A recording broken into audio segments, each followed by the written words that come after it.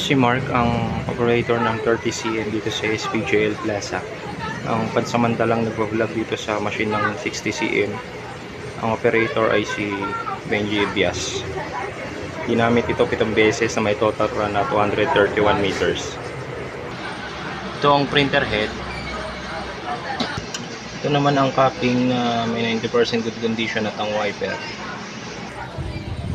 Head clean.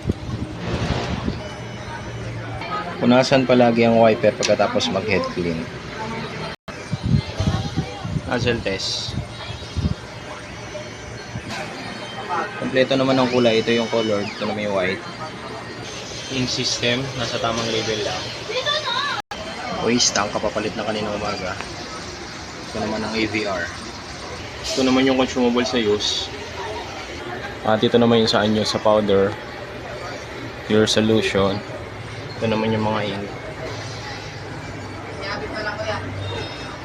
At ito naman yung film.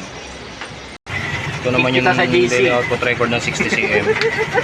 Ito naman yung consumables monitoring sa film, sa white, sa powder, sa magenta, at sa yellow. Ito naman yung monthly maintenance checklist ng machine na 60cm. Salamat.